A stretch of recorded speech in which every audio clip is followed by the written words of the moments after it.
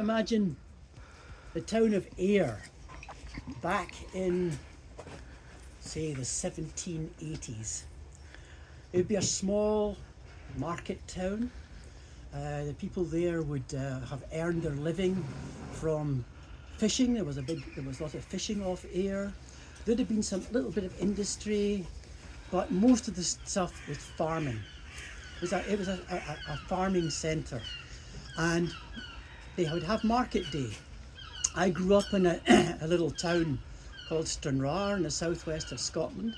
It was an agricultural town, and every Wednesday was market day, and the farmers would come in with their cattle, and there'd be auctions, and then there'd be, because all these people were coming into the town, then you'd have all the artisans would be trying to sell their stuff, and peddlers would be coming in, and in those days there'd be tinkers, there'd be peddlers and all that going on during the day. So it was busy, the town was busy, and the town would have been much smaller than it is now.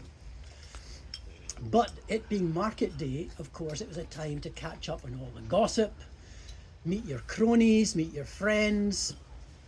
It was, I would say, to a large extent, a lot of it was a male activity, particularly after the market was over in the evening. They'd all go to the hostelries, and they would sit and they would drink and talk and gossip and so on.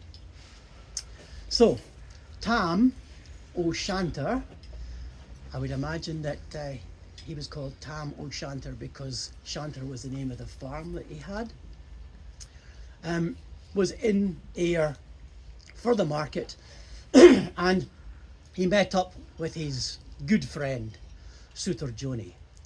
Suitor is a shoemaker, so Joni was a shoemaker, and they went into their local hostelry, where there was a fire, always a fire blazing like this, the ingle blazing finely, and folk would be getting the warmth from that, because at this time when this poem was written, you can imagine it probably was somewhere like this, January, February, and like this, weather warning had not been issued, but it was coming.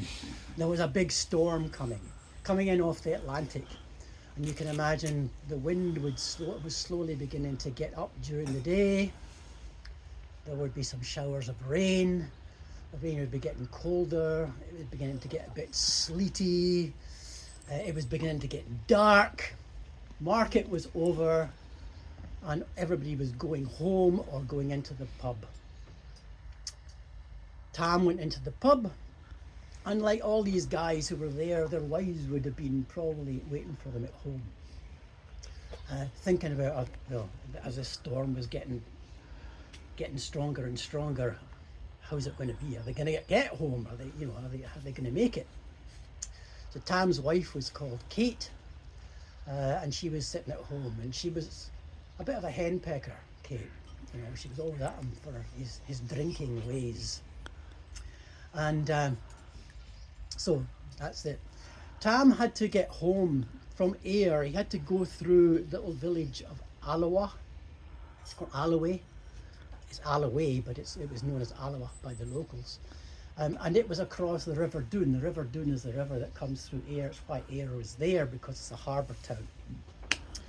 And he had to cross the River Doon over a stone bridge. And just before the stone bridge, there was an old kirk, which is still there. And it was at that time already an abandoned kirk, as it were.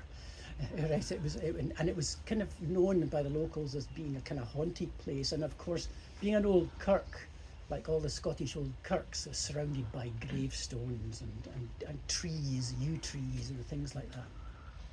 So anyway, Tam had to get home through the storm, and some terrible things happened to him. As he got to Alloa, to the old kirk, he noticed that there were lights coming through the window, and he could hear music. And he went up and he looks in through the window, and through the window he sees the devil sitting at a bunker and playing the bagpipes, and witches and warlocks dancing and having a ceilidh. It was basically a witch's ceilidh was going on in there. And Tam's looking at this and he's going, oh my goodness, look at this. And then on the altar, the old altar, there were all these horrible things arranged. And he was absolutely fascinated with this. He's watching all these witches dancing and they're all pretty awful looking, horrible creatures. But there was one young, beautiful one who was wearing a short, I'd say an 18th century miniskirt, a sark, a cutty means short, sark. A sark is like a shift, like a long vest, right? And she's wearing that, and he gets carried away, and anyway, you'll probably get the rest of it from the poem. Okay? The name books, the Cutty Sark.